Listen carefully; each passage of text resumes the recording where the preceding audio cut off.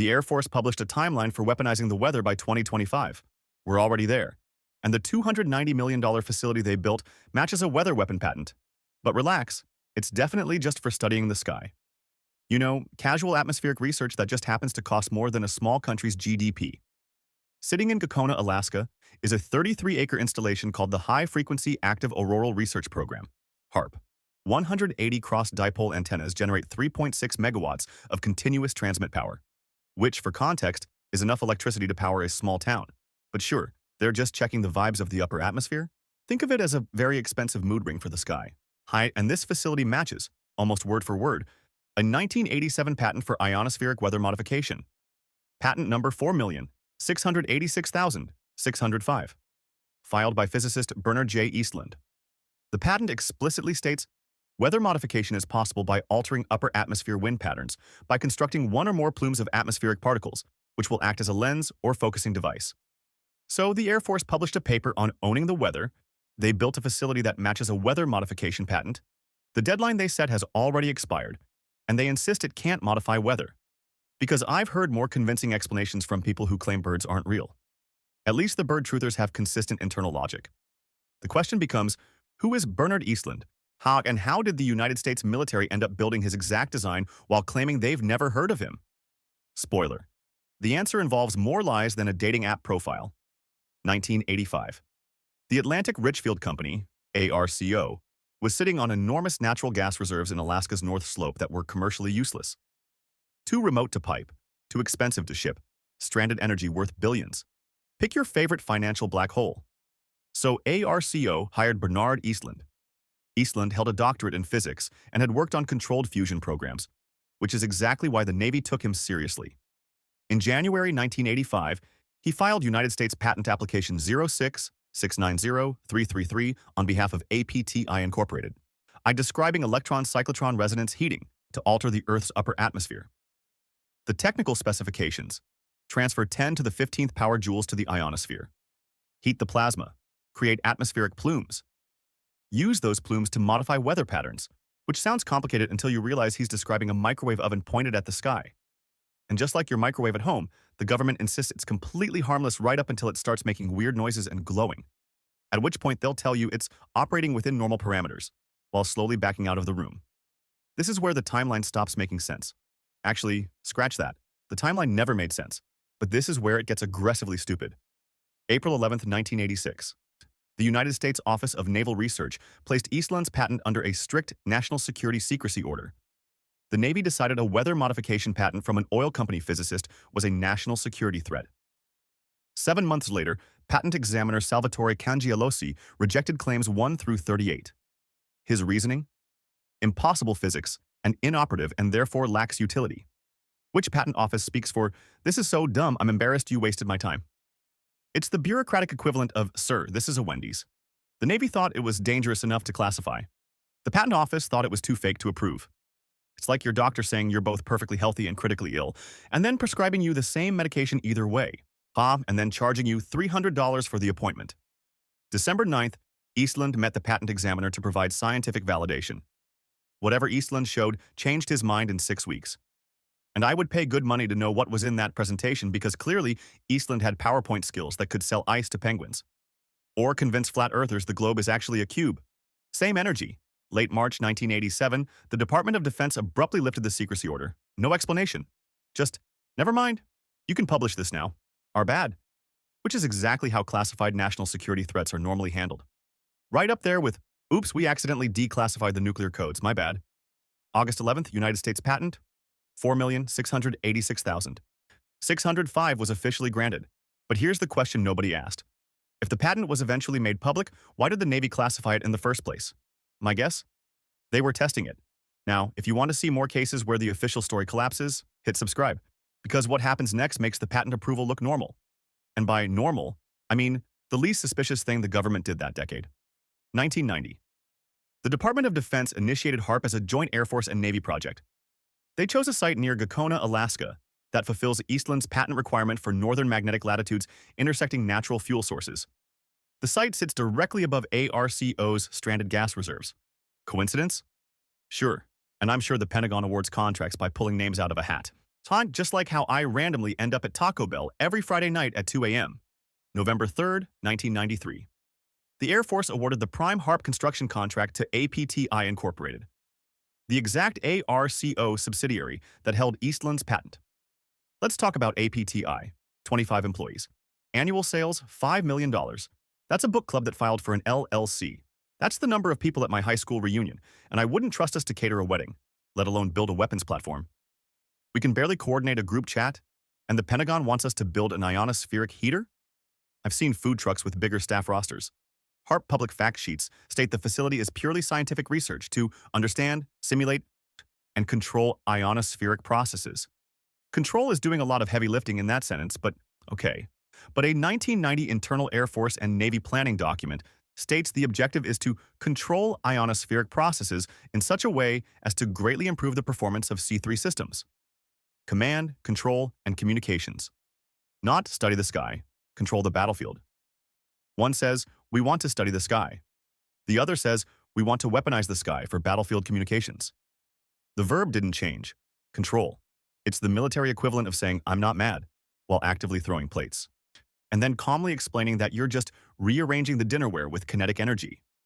The HARP ionospheric research instrument was constructed as a phased array of 180 cross-dipole antennas with 3.6 megawatts continuous transmit power. When you run those numbers through Eastland's patent specifications, you get an exact functional match. It's like saying your essay has nothing to do with Wikipedia and then quoting it word for word, including the citation-needed brackets. HARP Program Manager John Heckscher. HARP certainly does not have anything to do with Eastland's thing. That is just crazy. Bernard Eastland. HARP is the perfect first step toward a plan like mine. One of them is lying. Place your bets. My money's on the guy who doesn't work for the Pentagon. Nay, but I've been wrong before, like that time I thought 2 weeks to flatten the curve was a reasonable estimate. Air Force representatives stated HARP cannot affect weather because its frequencies aren't absorbed in the troposphere. Technically true. In the same way a nuclear bomb doesn't end you, it's the radiation and shockwave that do the actual work. That statement ignores Eastland's actual mechanism. Ionospheric plumes altering stratospheric jet streams. It's like saying a dam can't affect a river because the concrete doesn't touch the water downstream. And the kind of logic you'd use to convince your parents you didn't eat the cookies because you didn't physically touch the jar. Independent physicists calculated the Phase 2 effective radiated power output, 1.7 gigawatts. For reference, that's enough power to run the entire city of San Francisco. But sure, it's just a science experiment, like building a birdhouse, except the birdhouse can alter jet streams. Dr. Richard Williams at Princeton ran the numbers. The facility's effective radiated power output equals the energy of a Hiroshima-sized atomic bomb per hour of operation. Hiroshima-sized, per hour. Williams categorized HARP atmospheric experiments as an act of global vandalism, capable of causing irreversible damage. Which is the kind of phrase scientists use when we're all going to cease existing feels too on the nose. It's like when your mechanic says your car has significant wear patterns. You know it means bad, but they're being polite about the funeral, but the biological implications were even more disturbing. HARP's high-frequency emissions stimulate the ionosphere to produce secondary radiation. Extremely low-frequency waves, ELF. These waves propagate downward, through the atmosphere, through buildings, through your skull. And unlike your neighbor's terrible music at 3 a.m., you can't just call the landlord about it. ELF waves directly match the dominant operational frequencies of the human brain. Delta waves, 0.5 to 4 Hz. Theta waves, 4 to 8 Hz. Alpha waves, 8 to 13 Hz. It's like if your Wi-Fi router and your brain were on the same channel, except your router costs $290 million and is run by the military, and you can't just unplug it and plug it back in to fix it. So it can't modify weather, but it accidentally broadcasts on the same frequency as human consciousness. I'm sure there's a perfectly innocent explanation. Totally normal. Nothing to see here. Just like how it's totally normal that your smart speaker starts talking about dog food right after you mention your dog. Pure coincidence. Former Navy Electromagnetic Radiation Project Director Captain Paul Tyler verified in sworn testimony that specific electromagnetic fields produce the same effects as psychoactive substances. Not similar effects, the same effects. So just to recap, the facility that definitely can't affect weather somehow generates the exact frequency range that affects human brain function. And a Navy captain confirmed those frequencies work like psychoactive substances on the brain. But don't worry, it's for ionospheric science. Sleep tight. And if you wake up with a sudden urge to trust the government, that's probably unrelated. In 1991, Eastland submitted a patent 5,038,664 describing a method to create a shell of relativistic particles to destroy incoming ballistic missiles by frying their electronics. Because apparently one world-altering atmospheric weapon wasn't enough. The man had range. He saw weaponize the weather and thought, cool, but what if I also added a missile defense system? Overachiever energy. Eastland confirmed on National Public Radio that the military had actively tested his atmospheric modification designs before the Navy lifted the secrecy order, which means the experiments happened while the patent was still classified, while the patent examiner thought it was impossible, which raises an interesting question. If it didn't work, why test it? And if it did work, why say it didn't? Pick your preferred flavor of lying, mint chocolate chip or rocky road. They're both lies, just pick which one tastes better. June 1994. E-Systems purchased APTI Incorporated. E-Systems was a $1.9 billion defense contractor with deep ties to the Central Intelligence Agency. Basically, if James Bond needed tech support, he'd call E-Systems. They bought APTI and acquired every single Eastland patent, the weather modification blueprint, the missile defense design, the particle shell concept, like watching your neighborhood lemonade stand get acquired by Coca-Cola, except the lemonade can control hurricanes. April 1995. Raytheon Corporation purchased E-Systems, absorbing the Eastland patents and HARP Phase 2 contracts into its massive, highly classified defense portfolio, a portfolio that includes Patriot missile systems, Tomahawk cruise missiles, and enough black-budget programs to make your security clearance application look like a bathroom survey. So now a weather weapon patent is owned by the company that makes Tomahawk missiles. Just like how it's completely unrelated that my gym membership charges me, but I never go. Coincidences happen. The first thing Raytheon did was make the evidence disappear. The Air Force restricted distribution of a 613-page transcript of HARP's 1991 planning workshop. The foreword. The contents of the report are not available to the general public. 613 pages. That's longer than most doctoral dissertations. It's like writing an entire novel and then saying, actually, this doesn't count as a book because I said so. Legally binding magical thinking. You don't bury 600 pages of documentation unless those pages say something you don't want to read. Or unless you're trying to hide the part where someone said, hey, what if we could use this to make it rain on our enemies? Followed by 20 minutes of uncontrolled laughter. HARP's 440-page environmental impact statement addresses radiation risks, wildlife, and permafrost stability. And somehow forgot to mention Navy Project Henhouse data showing ELF magnetic fields cause embryonic abnormalities. 440 pages. That's a lot of space to accidentally forget the part about birth defects. You know, the way you accidentally delete your browser history before handing your laptop to tech support. Door totally innocent oversight. The military insists Eastland's patents were entirely discarded, but the original APTI contract contained a legal mandate requiring retention of specific key personnel. The key personnel? Peter Court, the exact same inventor assigned to APTI's follow-up patents for directed energy applications and artificial ionospheric mirror technology. So the contract legally required keeping the exact people who worked on Eastland's patents. And those people went on to file more patents using Eastland's principles. It's like saying you threw away the recipe but kept the chef who memorized it. And then that chef opened a restaurant serving the exact same dishes, and you insist there's no connection. Drop your theory in the comments. Because from where I'm standing, the math isn't mathing. And I got a C- in algebra, so even if I can see the numbers don't work, we have a problem. 1998. The European Parliament held hearings on HARP and drafted a resolution calling the facility a global concern and recommending international independent examination. The Pentagon's response? Silence. Simply refused to recognize the European Union resolution, refused to submit to international oversight, because nothing says we have nothing to hide, quite like refusing an independent audit from your closest allies. It's the geopolitical equivalent of you can't look at my phone during a relationship argument. Totally innocent behavior. The 1995 National Defense Authorization Act explicitly freezes project funding until the military submits a plan for using the facility for Earth-penetrating tomography to locate underground nuclear bunkers. HARP public relations officers described the antenna array as benign HAM radio equipment. But the congressional funding bill describes it as a tool for Earth-penetrating tomography to find hidden nuclear installations. One is a hobby for retired dentists. The other is how you find Saddam Hussein's bunker. Slight difference. So here's where we are. The Air Force published a strategy for owning the weather. The military built a facility matching a weather weapon patent. Scientists calculated weapons-grade power output. The Navy confirmed brain-affecting frequencies. A CIA-linked contractor bought the patents. Raytheon absorbed everything into a classified portfolio. Evidence was systematically restricted. Europe raised alarms and was ignored. Every piece of the paper trail points in the same direction. And then, in May 2014, the Air Force announced they were shutting it down. Except they didn't shut it down. They donated it. Like how I donate my old clothes to Goodwill right before moving. Except the clothes are a weather weapon, and Goodwill is a public university. The Air Force announced a permanent shutdown. Reason given? Changing funding priorities and the end of the facility's usefulness to the Department of Defense. Translation? Mission accomplished. We learned what we needed. Moving on.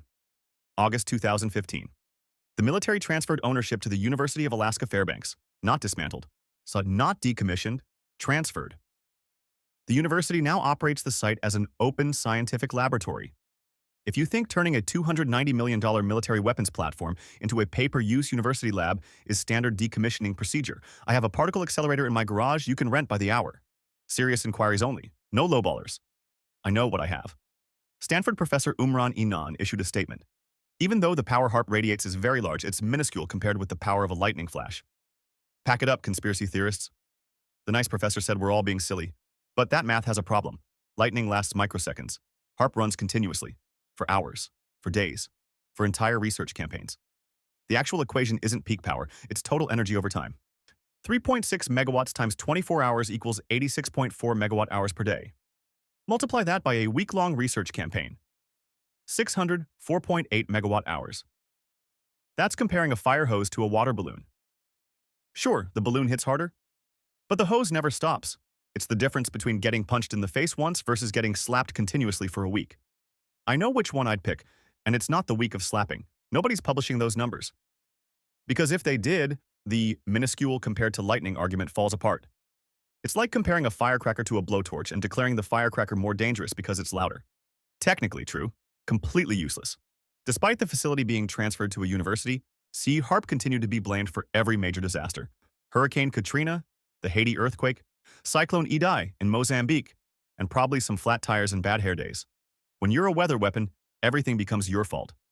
Cyclone Idai made landfall March 14, 2019. Category 4, storm. 600 people ended up there. The University of Alaska Fairbanks had a publicly scheduled HARP research campaign from March 25th to March 28th. 11 days. Now, I'm not saying that's suspicious. I'm saying if you're trying to avoid looking suspicious, maybe don't schedule your ionospheric heating experiment 11 days after a Category 4 cyclone ended 600 people in the exact region where you're already being blamed for weather manipulation. So it's like getting accused of stealing cookies and then immediately scheduling a cookie appreciation seminar in your bedroom. Bold strategy. 2016. 2 men in Georgia were arrested with a massive arsenal plotting to attack the HARP facility. Their stated goal? To release souls they believed were trapped inside the machine. That's not fringe internet speculation. That's an actionable delusion that nearly turned into a violent incident, which, to be fair, is the most American response possible to learning about a government facility. It might be doing bad things. Better grab the firearms and solve this ourselves. University of Alaska Fairbanks. Director Bob McCoy issued a statement. If we made this facility 10 times bigger and tried, we still couldn't affect the weather. 10 times bigger? Interesting phrase. Because Bernard Eastland's Phase 2 designs, the ones now owned by Raytheon, called for exactly that scale of expansion. Arrays 10 to 20 times larger, distributed networks, multi-site coordination. So McCoy is either inadvertently describing the exact upgrade that would make it work, or he's the world's worst poker player. This facility, the one in Gakona, can't affect the weather, but a bigger one could. It's the classic, this knife can't hurt you defense, while holding a butter knife and standing next to a samurai sword collection. The Eastland patents expired in 2007. Public domain now, a PT. I no longer exists. E-systems were absorbed. Raytheon has the technology. The key personnel were dispersed into Raytheon's classified divisions. You don't open source a functional weapons program. Why, you declare a mission accomplished. You classify the production model, and you build the real version somewhere nobody's looking. It's the military-industrial complex equivalent of releasing your beta test to the public while keeping the full version for yourself. Except instead of a video game, it's a machine that might control the weather. If this investigation disturbed your reality, share it. Because the official story wants you to believe that a $290 million facility built by the company holding a weather weapon patent, operating at power levels scientists called global vandalism, producing brain frequency electromagnetic radiation, purchased by CIA-linked contractors, absorbed into a defense giant's black budget, with evidence systematically restricted that all of that was just civilian atmospheric research that ended in 2014. And maybe I'm the Queen of England, equally plausible. Or maybe HARP was never the weapon. Maybe it was the proof of concept. The working prototype that proved Eastland's impossible physics actually worked. And maybe, after proving it worked, they built the real one. Somewhere we can't see it. Somewhere the antennas don't show up on satellite photos. Somewhere the budget is listed as miscellaneous. And nobody asks follow-up questions, because if you wanted to own the weather by 2025, and the Air Force published that goal in 1996, you'd need 29 years to build it. And 29 years from 1996 is 2025. We're already there. Say the deadline passed, and unless you've noticed the Pentagon holding a press conference to show off their new weather machine, they either failed spectacularly or succeeded quietly. Place your bets. So here's the question. If HARP was the prototype, where's the production model? The patents expired. The technology transferred. The key personnel scattered into classified programs. And Raytheon doesn't acquire billion-dollar assets for nostalgia. They're a defense contractor, not a scrapbooking club. The facility in Gakona is open for tours. You can visit. You can take pictures. Which is exactly what you'd do if you wanted people to stop looking. You give them the old model. And while they're distracted by the museum piece, you operate the real system somewhere else. It's the 3-card month of weapons programs. ID, keep your eye on the facility in Alaska while the real action happens somewhere you're not looking. That system doesn't need to be in Alaska. It doesn't need to be one site. Eastland's later patents described distributed arrays, multiple installations, coordinated transmission, global coverage. You could have a facility in Norway, another in Australia, a third in Diego Garcia. You know, like those cell phone towers that went up everywhere in the early 2000s. Totally normal, no follow-up questions. But if you synchronize them, if you coordinate the frequency and phase, if you targeted the same ionospheric region from multiple angles, you wouldn't need 1.7 gigawatts from a single site. You'd need 300 megawatts from 6 sites, spread across the globe, hiding in plain sight, and nobody would know. Because the conspiracy theorists are all watching Gakona. They're arguing about whether the decommissioned prototype could have caused the last hurricane. And while they argue, the production model is already online. Congratulations, you played yourself. Maybe. Or maybe the government is exactly as honest and transparent as they claim to be. And maybe I'll start that diet on Monday. Same level of commitment to truth. But 30 years of coincidences is a pattern. And the name is on 613 pages of restricted documents, 440 pages of incomplete environmental assessment, and expired patents now owned by the world's largest defense contractor. The weather doesn't lie, the math doesn't lie, the patents don't lie. And the people who built this system aren't talking. Nod, because if you built something that definitely doesn't work, you'd never shut up about how much money you wasted. You'd write op-eds. You'd start a podcast. You'd tell everyone at parties. But if you built something that does work, you'd classify it and pretend it never existed. So the next time someone tells you HARP is just a retired research station that couldn't possibly affect anything, ask them one question. If it never worked, why did they classify it? And if it did work, why did they shut it down? Because those two answers can't both be true. And whichever one is false tells you everything you need to know about what's really happening in the sky above your head. Sweet dreams.